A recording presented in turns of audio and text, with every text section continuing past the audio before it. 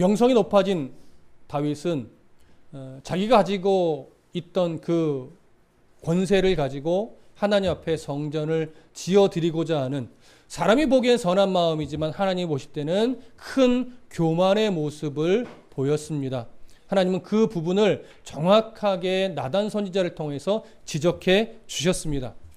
놀랍게도, 참 감사하게도 다윗은 그 나단 선지자의 지적의 중심이 무엇인지를 정확하게 이해하고 또 인정했습니다. 그래서 오늘 이 18절 이후로 보면 다윗은 이제 정말 자신이 어떠한 자인지를 돌아보면서 하나님 앞에 아주 정확하게 또 정직하게 고백을 합니다. 자, 18절 함께 읽어보겠습니다. 18절 시작. 다윗 왕이 여호와 앞에 들어가 앉아서 이르되 주 여호와여 나는 누구이오며 내 집은 무엇이기에 나를 여기까지 이르게 하셨나이까. 자, 다윗 왕이 나단 선지자의 말을 듣고 나서 이제 여호와 앞에 들어가 앉았다라고 합니다. 자, 여호와 앞, 어디를 말하는 걸까요? 여기서 말하는 여호와 앞은 크게 두 가지를 생각해 볼 수 있는데, 첫 번째는 지금 하나님의 궤가 예루살렘으로 운반해 왔고 그것이 어떤 회막에 안치되어 있을 겁니다. 그 크기는 우리가 정확하게 가늠할 수는 없지만 그 하나님의 궤가 안치되어 있는 회막 안에 들어가서 그 언약궤 앞에 앉았다라고 하는 의미로도 하나 볼 수 있고, 또 하나는 하나님을 바라보며 그 앞에서 지금 기도를 시작하는 다윗의 어떤 태도, 마음, 이것이 강조된 표현일 수도 있습니다. 둘 중에 어느 것이 정확하다라고 말할 수는 없지만 뒤에 이어지는 표현이 들어가 앉아서 이렇게 표현되는 것으로 볼 때는 아마도 아직은 뭐 그 성막은 아니니까요. 회막 안으로 들어가서 하나님의 궤 앞에 가려져 있겠지만 그 궤 앞에 앉은 것으로 여겨집니다. 그런데 이어지는 말씀이 들어가 앉아서 할 때 이 앉았다라고 하니까 그냥 우리식으로 편안하게 뭐 양반다리 하고 그렇게 앉은 것처럼 여길 수 있으나, 여기서 앉아서라고 하는 것은 그런 편안한 앉음이 아니라 하나님 앞에 자신을 겸손하게 태도를 갖는 무릎 꿇은 자세로 봅니다. 그래서 하나님이 어떤 분이고 자기가 하나님 앞에서 어떤 존재인지를 정확하게 깨닫게 된 다윗은 그 하나님의 궤 앞으로 가서 무릎을 꿇고 이제 겸손히 기도를 하기 시작을 하지요. 근데 그 기도의 내용을 보면 이렇게 됩니다. 이르되 주 여호와여 나는 누구이오며 내 집은 무엇이기에 나를 여기까지 이르게 하셨나이까. 이렇게 기도를 시작해요. 자, 나는 누구이오며 내 집은 무엇이기에, 어떤 의미이겠습니까? 나는 참 보잘것없는 연약한 이런 존재라고 하는 거죠.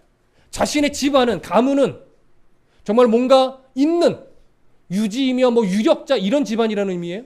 그렇지 않죠. 자기 집안도 별 볼 일 없는 집안이라는 거예요. 그러니까 나에게서는 그 어떠한 조건이나 자격도 없는데 하나님이 나를 지금 이 위치까지, 이스라엘의 왕이라고 하는, 또 주변 왕국들을 다 그 위에 서 있는 그러한 왕의 위치까지 올라설 수 있는 그런 존재였다는 거예요. 그런 존재가 아니라는 거예요. 그런 존재가 아니라는 거예요. 나는 이럴 능력도 안 되고 자격도 안 되는데 이런 내가 무엇이기에 지금 이런 위치까지 올려주셨습니까? 지금 이런 고백이 되는 거죠. 지금 다윗은요, 이 고백을 하면서 결국 자신이 하나님 앞에 생각했던 모든 계획을 다 멈춘 거예요. 다 스톱시키고 겸손히 하나님 앞에 무릎을 꿇은 겁니다. 유진 피터슨이라는 목사님이 돌아가셨지만 다윗의 지금 이 모습을 설명하면서 무슨 말을 했냐면, 하나님을 위해 아무것도 하지 않는 것이 사실은 무엇인가를 하는 것보다 훨씬 더 중요할 때가 종종 있다. 체질적으로 그리스도인들은 하나님을 위해 하는 일이 너무나 적을까 봐 두려워한다. 그러나 아무것도 하지 않는 것이 우리가 해야 할 더 복음적인 일인 경우가 우리 생각보다 오히려 더 많다. 자, 그러나 아무 일도 하지 않음은 하는 것이 아무것도 없음과는 조금 다르다. 하나님의 능력과 섭리 그리고 은혜 아래서 아무것도 하지 않음은 일종의 건강한 게으름이다. 왜냐하면 하나님이 더 많이 일하실 것이기 때문이다. 이렇게 이야기를 했습니다. 여러분 중심을 잘 잡으셔야 됩니다. 영적으로 게을러지라는 말이 절대로 아닙니다.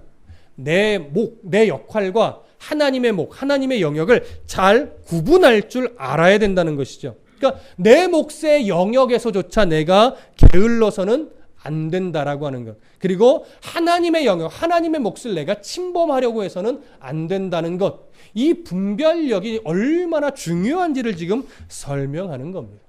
무슨 말씀인지 이해되시죠? 다윗은 지금 그 경계선을 깨닫게 되었던 겁니다. 그래서 자신의 계획을 멈추어 주신 그 하나님 앞에 감사함으로 무릎을 꿇은 거예요. 부족하고 연약한 자신을 지금까지 인도해 주셨음을 인정하면서 주 여호와여 나는 누구오며 내 집은 무엇이기에 나를 여기까지 이르게 하셨나이까. 이런 고백을 할 수 있는 그러한 자가 된 거죠.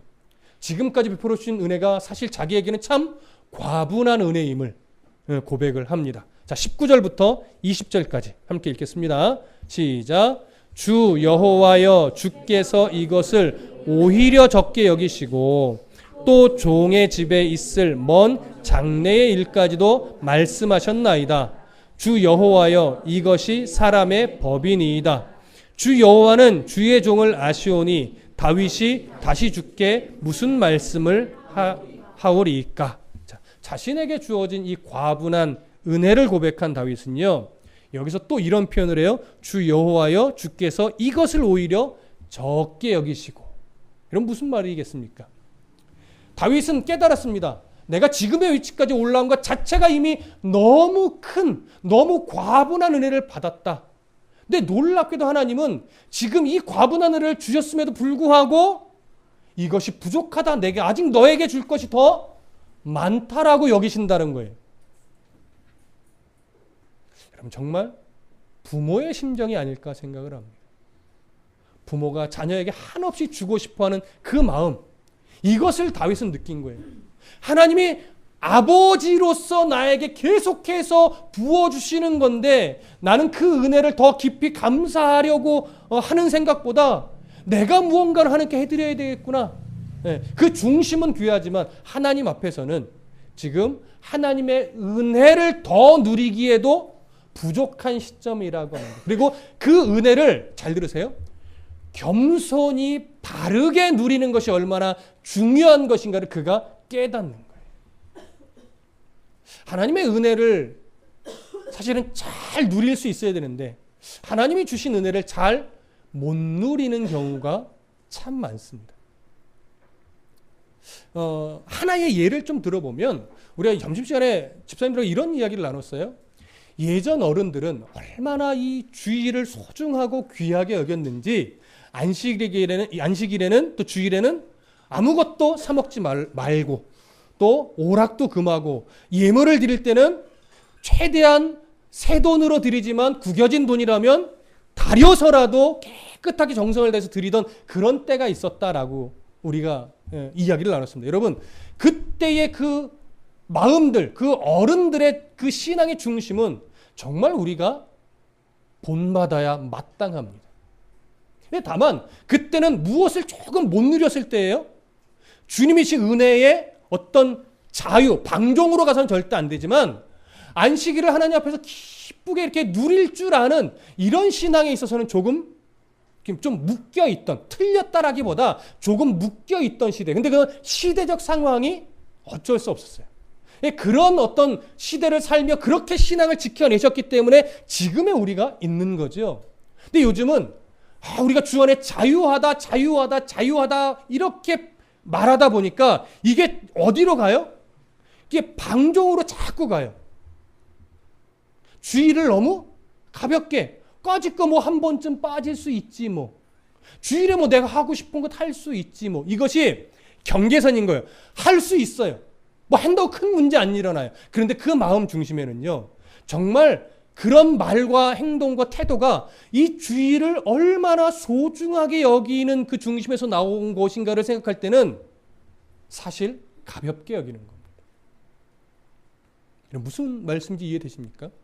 여러분 주일에 놀러 갈 수도 있지요. 하나님 그걸 갖고 착하시겠습니까? 그렇지는 않죠. 그러나 하나님이요, 아이고 뭐 주일에 맨날 매주 예배 드리는 거 뭐 오늘 그냥 새벽 예배 잠깐 드리고 바다로 갑시다 뭐. 자, 그 중심을 하나님이 그래 네가 내가 준 자유를 잘 누리는구나 이렇게 인정하실까요? 그거랑은 다른 거란 말이에요. 하나님 앞에 이 바른 중심은 하나님이 귀하게 여기시지만 그 중심을 어떻게 누리느냐는 또 하나님 앞에서 우리가 잘 관리해야 될 문제입니다. 그래서 바른 중심, 또 그 바른 중심을 가지고 바르게 누릴 줄 아는 것, 이것이 중요하죠. 다윗은 이것이 잠시 어디로 갔던 거예요? 약간 방종의 위기로 갔었던 겁니다. 그것을 하나님이 다시 말씀으로 딱 붙잡아 와 주셨죠. 어떻게 해요? 너는 내 아들이야. 나는 아비로서 너에게 뭘 원하지 않아, 바라지 않아. 그저 내가 주는 사랑을 네가 마음껏 받고 겸손히 잘 누렸으면 좋겠다. 그래서 내가 너의 아버지이기 때문에 너는 내 아들이니까 내가 너의 인생을 간섭해 가는데 네가 자꾸 내 은혜를 거역하고 깨닫지 못하면 사람의 매와 인생의 채찍을 댈 거야. 그러나 사울을 버렸던 것처럼 너를 절대 버리지는 않는다. 그래서 다윗은 하나님이 나에게 사람의 매를 대고 인생의 채찍을 때 그것이 결코 나를 미워함이 아니라 나를 향한 깊은 사랑의 표현이었구나. 이걸 알게 됐던 거지. 그래서 지금 내게 주신 은혜가 정말 과분한 은혜이고 그 하나님은 내게 줘도 부족한 사랑의 마음을 가지고 계시다는 것, 이것까지도 알게 됐습니다. 그래서 9절의 중간에 보면 또 종의 집에 있을 먼 장래의 일까지도 말씀하셨나이다. 여기서 말하는 먼 장래의 일은 무엇일까요? 다윗 왕의 왕조를 계속해서 견고하게 하겠다. 그리고 우리는 영적으로 상징적으로 그 왕조가 어디까지 연결돼요? 예수 그리스도, 영원한 왕 되신 예수 그리스도에게까지로 연결된다는 것 알게 되었습니다. 그리고 다윗은 말합니다. 그 약속을 해주신 하나님, 그 하나님 앞에서 주 여호와여 이것이 사람의 법입니다. 이렇게 말합니다. 이것이 사람의 법이라는 건 뭡니까? 하나님이 작정하신 그것이 이루어지고 그것이 이루어질 때 우리가 순종으로 한 역할들을 감당해내는 것, 이것이 마땅히 우리가 지켜야 될 법이라고 하는 것이죠. 구약시대 그 법은 어디에다 하나님이 담아 놓으셨습니까? 율법에다 담아 놓으셨죠. 신약시대로 오면서 그 하나님의 마음들은 또 어디에다 담으셨어요? 하나님의 말씀 성경에 담아 두셨죠. 그래서 우리가 성경을 바르게 알 때 하나님을 더 건강하고 바르게 알 수 있고, 하나님을 바르게 알 때 삶의 기준과 우리가 주신 은혜를 또 그 자유를 어떻게 누려가야 될지까지도 분명하게 알게 되는 거예요. 그래서 주님 주신 삶을 정말로 복되게 사용할 수 있게 되는 것이죠. 저도 마찬가지지만 여러분들도 하나님이 주신 그 복, 정말 건강하고 바르게 마음껏 누리실 수 있었으면 참 좋겠습니다. 주 안에서 여행도 다니시기도 하고 맛있는 것도 많이 먹으러 다니시기도 하고 또 여유가 되면 외국 여행도 다니시고, 근데 그것이 너무 지나쳐서 예배보다 그걸 너무 더 사랑하게 되는 이런 일은 일어나지 않으셨으면 좋겠습니다. 하나님 주신 그 은혜를 가지고 이 시대를 살아가면서 우리가 긴장할 것은 긴장하고 누릴 것은 누리고 또 스스로를 더 이렇게 다독여서 하나님 앞에 내야 될 열심도 또 내어가면서 이런 균형감이 건강하게 자리 잡을 때 우리들의 삶이 더 복되게 될 줄로 믿습니다. 이제 20절에 보시면 주 여호와는 주의 종을 아시오니 다윗이 주께 무슨 말씀을 하오리까, 이렇게 연결을 합니다. 자, 이 말은 지금의 이 과정을 쭉 겪으면서 지금 내 인생을 되돌아보니까 사실 내가 나를 아는 것보다 하나님이 나를 더 정확하게 아시는 분이시라는 사실을 인정한 거예요. 나를 이렇게 나보다 나를 더 잘하시는 하나님이 하신 말씀인데 내가 더 이상 하나님 앞에 할 수 있는 말이 없습니다. 이 고백이죠. 그럼 보십시오. 다윗이 지금 왕으로서, 이스라엘의 왕으로서 드린 이 고백은 뭐냐면 나의 왕권을 누구 앞에 내려놓는 거예요? 하나님 앞에 내려놓는 거예요. 내가 이 이스라엘의 어떤 법적 왕이지만 실제로 이 이스라엘을 다스리는 분은 하나님이시고 그 하나님의 다스림을 나도 받아야 되는 존재입니다. 이것을 이 표현 속에 담아 둔 것이죠. 그러니까 다윗은 지금 선택한 겁니다. 아, 내가 왕이 아니라 나를 다스리는 하나님이 진짜 왕이시구나. 이걸 인정하고 하나님 앞에 그 고백을 드린 것. 이것이 20절에 말한 주께 무슨 말씀을 하오리까, 이 표현 안에 다 담아 두신 겁니다.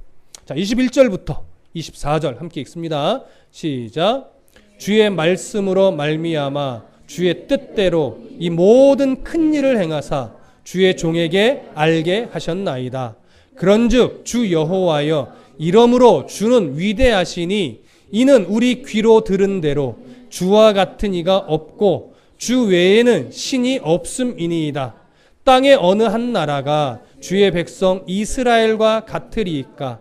하나님이 가서 구속하사 자기 백성으로 삼아 주의 명성을 내시며 그들 위하여 큰 일을, 주의 땅을 위하여 두려운 일을 애굽과 많은 나라들과 그의 신들에게서 구속하신 백성 앞에서 행하셨사오며, 주께서 주의 백성 이스라엘을 세우사 영원히 주의 백성으로 삼으셨사오니 주 여호와여, 주께서 그들의 하나님이 되셨나이다. 자, 다윗이 지금 감사를 하나님 앞에 올려드리는데, 다윗은 자신에게 행하신 그 일만 감사하는 것이 아니라 이스라엘 역사를 다시 되짚어 올라가요. 그래서 어느 때부터 하나님의 이름을 다시 드러내냐면 출애굽 시대 때부터.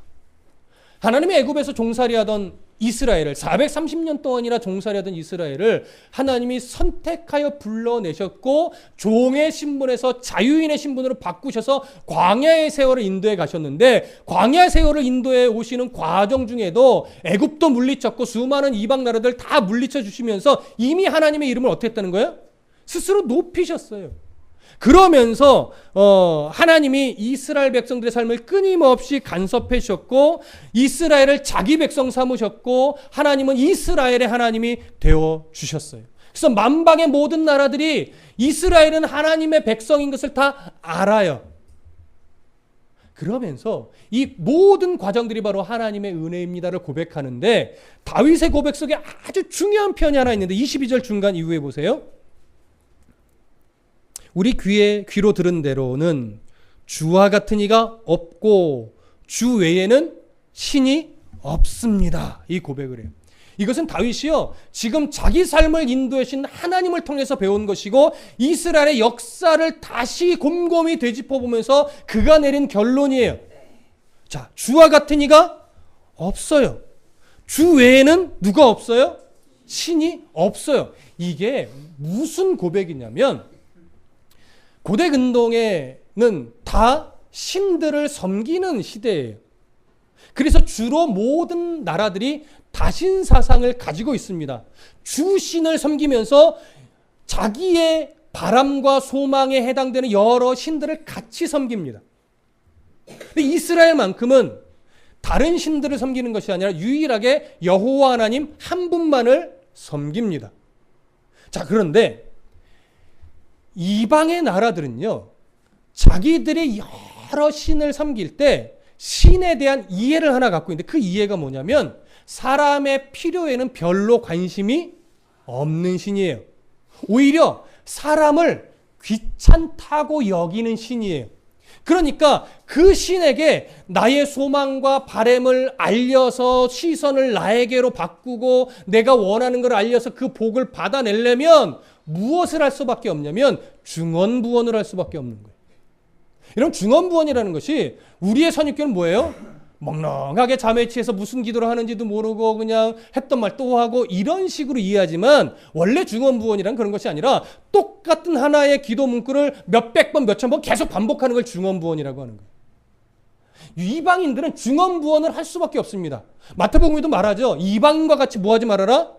중언부언하지 말아라. 그들은 말을 많이 하여야 들을 줄 생각한다, 이 얘기라는 거예요. 그게 뭐냐면 이방인들의 신과는 사람의 필요에 있어서 별로 관심이 없기 때문에 그 신의 시선을 내 바람에 맞추려면 똑같은 기도문을 어떻게 해요? 계속 반복하는 거예요. 그래서 묵주가 나오는 거예요. 한 번, 두 번, 100번, 1000번 그렇게 아뢰다 보면 그 신이 지겨워서라도 왜, 뭔데, 뭐가 필요한데 이렇게 말하고, 그래서 그 복을 받으려면 이제 기도하다가 안 되면 뭐 해요? 어떤 종교적 행위를 해요. 막 번제를 드린다거나 때로는 미전도 종족 가보면 막 자해를 한다거나 막 이런까지 하는 거예요. 그래야 그 신을 감동시켜서 나의 이 소원을 들어 응답받지요. 그것이 중언부언인 거예요. 왜? 사람의 필요에 관심이 없으니까. 그런데 이스라엘의 하나님은요, 자기 백성에 관심이 있을까요? 없을까요? 있는 정도가 아니죠. 원하지도 않았는데 너는 내 백성이래요. 언약도 맺어져요. 쌍방이 해야 될 언약을 일방적으로 맺어져서 이 언약은 내가 지켜갈 거야. 내 목숨으로 내가 지킬 거야. 니들은 내가 다듬어서 내 아름다운 백성으로 내가 변화시키고 말 거야 하면서 하나님이 일방적인 은혜를 마구마구 주시는 거예요. 물론 모난 부분은 또 깎아 가시기도 하지만 다윗이 뭘 느껴요?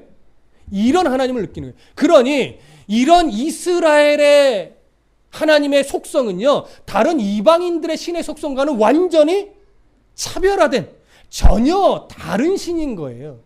이것을 정확하게 깨달은 다윗이 고백합니다. 정말 내가 온 세상의 신들을 봤고 내 인생 속에서 경험했고 이스라엘 역사를 통해서 내가 확인한 바는 어느 신을 막론하고 주와 같은 신이 없고 어느 신을 막론하고 주 외에는 정말 신이라 불릴 만한 자가 없습니다. 이거 그래서 가볍게 한 고백이 아니에요. 여러분, 우리 인생을 통틀어서 정말 돌아보고 점검해 보셔야 돼요. 정말 우리가 바라고 소망하는 유일신, 그 하나님만이 유일한 신인지, 아니면 세상 사람들이 말하듯이 그저 하나님은 여러 신들 중에 하나인지, 또 기독교가 말하는 유일한 구원의 방법, 예수 그리스도로만 구원에 이른다라고 하는 이 진리가 옳은지, 아니면 그 종교 다원주의적 사상의 사람들이 말하는 대로 모든 종교가 결국 똑같은 거 아니냐, 방법이 길이 다른 것 같지만 올라가 보면 결국 하나 아니냐, 이렇게 말하는 다원주의적인 시선이 맞는지 여러분 한번 여러분의 인생을 돌아보고 점검해 보셔야 돼요. 여러 신들 중에 가장 세고 가장 좋은 신이 아닙니다. 여러분 아시죠? 주 외에는 신이 없습니다. 이것이 우리가 믿는 바이고, 그 하나님만이 나를 사랑하시는 분이고 그 하나님만이 나를 구원에 이르게 하신 유일하신 신입니다. 이것이 우리가 믿고 인정하는 바입니다. 다윗은 지금 이것을 평생의 과정 속에서 깨달은 거예요. 그리고 고백한 겁니다. 25절부터 27절을 읽겠습니다. 시작. 여호와 하나님이여, 이제 주의 종과 종의 집에 대하여 말씀하신 것을 영원히 세우셨사오며 말씀하신 대로 행하사 사람이 영원히 주의 이름을 크게 높여 이르기를 만군의 여호와는 이스라엘의 하나님이라 하게 하옵시며 주의 종 다윗의 집이 주 앞에 견고하게 하옵소서. 다윗은요, 이제 하나님, 내가 이제 하나님 앞에 이것들을 행해야겠습니다, 이런 자기가 해야 될 어떤 것에 대해서 이런 방구 언급을 안 합니다. 언약적 복, 하나님이 자기에게 언약해 주신 그 복, 이 복에만 초점을 맞춰요. 그래서 언약을 맺어주신 주체도 하나님이셨고, 그리고 그 언약을 과거에 이루신 분도 하나님이고 앞으로 이루어 가실 분도 하나님이시고, 바로 그 하나님만이 제가 누리게 될 복의 주인이십니다. 이 고백을 하는 거예요. 그래서 27절 함께 읽어봅니다. 27절 한 번만 더 시작. 만군의 여호와 이스라엘의 하나님이여, 주의 종의 귀를 여시고 이르시기를 내가 너를 위하여 집을 세우리라 하셨으므로 주의 종이 이 기도로 주께 간구할 마음이 생겼나이다. 자, 이런 언약의 주체가 되시는 하나님을 발견하고 역사 속에서 주 외에는 하나님 같은 분이 없고, 이런 진리를 다 깨닫고 나서 이제 다윗이 이런 고백을 하는 거예요. 이제 종이 이 기도로 간구할 마음이 이제 생겼습니다. 이건 뭐냐면, 이제 이렇게 기도해야 된다는 사실을 깨달았습니다. 이 고백과 똑같아요. 그러면서 이제 기도의 구체적인 내용이 뒤에 나와요. 28절과 29절이에요. 함께 읽어보겠습니다. 시작. 주 여호와여, 오직 주는 하나님이시며 주의 말씀들이 참되시니이다. 주께서 이 좋은 것을 주의 종에게 말씀하셨사오니 이제 청하건대 종의 집에 복을 주사 주 앞에 영원히 있게 하옵소서. 주 여호와께서 말씀하셨사오니 주의 종의 집이 영원히 복을 받게 하옵소서 하니라. 자, 굉장히 중요한 기도입니다. 오직 주는 하나님이시며 주의 말씀이 참되시나니, 자, 하나님의 말씀만이 참되다는 고백이에요. 그래서 주께서 이 좋은 것을 주의 종에게 말씀하셨대요. 내게 하나님이 작정하신 그 복들이 어떤 것인지 이미 작정하고 약속을 주셨다는 얘기예요. 그러고 나서 이제 29절, 이제 청하건대 종의 집에 뭘 줘요? 복을 주시옵소서. 주 앞에 영원히 있게 하옵소서. 주 여호와께서 말씀하셨사오니 주의 종의 집이 영원히 복을 받게 없어. 복이란 단어가 몇 번 나와요? 2번 나와요. 히브리어는 바라크라는 단어를 씁니다. 여러분 기억이 나시겠지만 바라크라고 하는 이 단어는요, 복을 말하는데 이 복의 주체는 언제나 사람인 적이 거의 없습니다. 이 복의 주체는 누구일까요? 하나님이에요. 사람이 하나님께 소망하고 바라는 복을 말하는 것이 아니라 하나님이 사람에게 주고자 소망하고 작정하신 그 복을 말해요. 그러니까 이제 다윗이 바뀐 거예요. 하나님, 내가 하나님께서 이것도 해드리고 싶고요. 저는 이것도 이루고 싶고요. 저는 이걸 통해서 하나님의 이름을 막 높이고 싶고요. 예전에 이랬다면 이제 바뀐 거예요. 하나님, 저는요, 아시죠? 이제 하나님 앞에 제가 할 수 있는 것이 아무것도 없음을 저는 인정합니다. 이제 제가 바라고 소망하는 건 하나님이 저를 통해서 이루고 싶고 저에게 주시고자 작정했던 그 복을 제가 어리석고 제가 게을러서 누리지 못하는 그런 바보가 되고 싶지는 않습니다. 그러니 저의 인생을 통해서 하나님 그 작정하셨던 모든 복을 다 이루어 주시고 저는 그 복을 받아 누리기에 합당한 자로서 인생을 살아내게 도와주시옵소서. 다윗은 지금 이 고백을 하는 거예요. 여러분, 바뀐 거예요. 내가 주를 위해 뭔가를 하겠습니다가 아니라 이제 주님이 내가 원하시는 그 모든 것이 나의 순종을 통해서, 나의 겸손을 통해서, 나의 낮아짐을 통해서 다 이루어지기를 원합니다.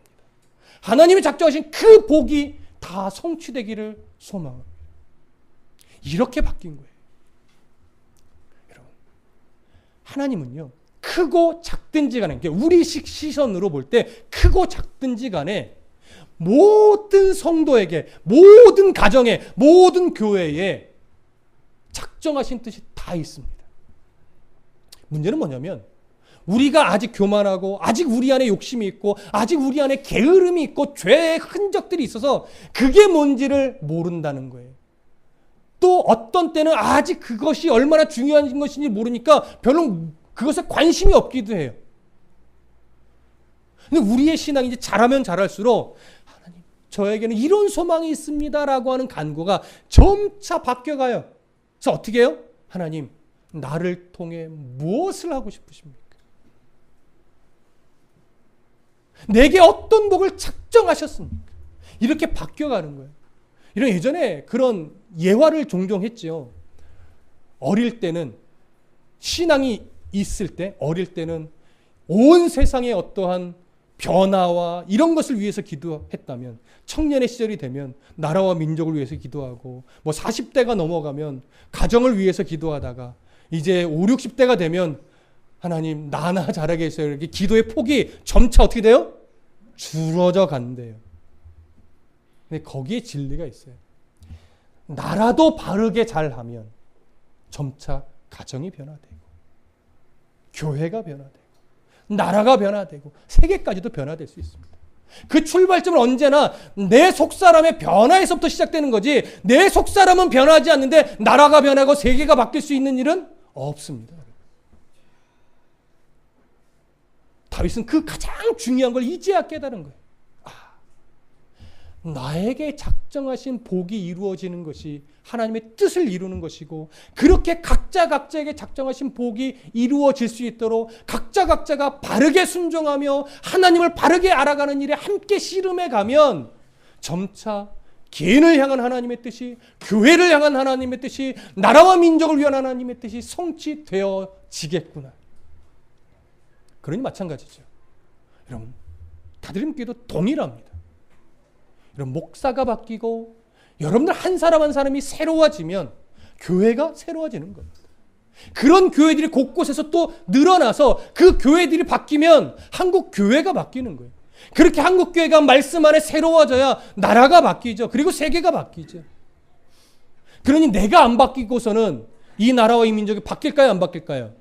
그러니까 지금 이 나라가 어지러운 건 다 당신들 탓인 거예요. 맞아요? 틀려요? 제 탓이죠. 제가 안 바뀌니까 이 나라가 안 바뀌는 거라고요. 여러분이 안 바뀌니까 나라가 안 바뀐다고요. 근데 보십시오. 성빈이 하나가 바뀌죠? 나라가 바뀌는 거예요. 은지 하나가 새로워지죠? 나라가 새로워지는 거예요. 니들 책임이다 다. 하나님은요, 성경을 통해서 끊임없이 우리 안에 외쳐요. 너 한 사람이 그렇게 소중하다. 너 한 사람, 속사람이 새로워지는 것이 이만큼 소중하다. 다윗은 이런 복을 구하면서 자기 인생을 정리하는 것과 똑같습니다. 여러분, 지금껏 어떠한 복을 사모하셨습니까? 이 말씀이 여러분들 안에 도전이 된다면 이제 여러분들이 소망하고 바라는 복의 내용이 바뀌셔야 됩니다. 이것도 바뀌셔야 돼요. 우리 자녀가 이렇게 됐으면 좋겠다. 바꾸십시오. 하나님, 나의 자녀에게 하나님이 뭘 작정하셨나요? 저도 그걸 보게 하시고 우리 자녀도 그걸 바라보며 인생을 준비하는 자녀가 되게 해주십시오. 하나님, 현빈이에게 어떠한 작정하심이 있습니까? 하나님, 동진이에게 뭘 원하십니까? 그걸 우리가 깨달아야죠. 소원이에게, 평안이에게. 여러분, 그걸 발견하는 것이 인생 최고의 숙제라고요. 이게 발견이 안 되니까 인생이 어려운 거예요.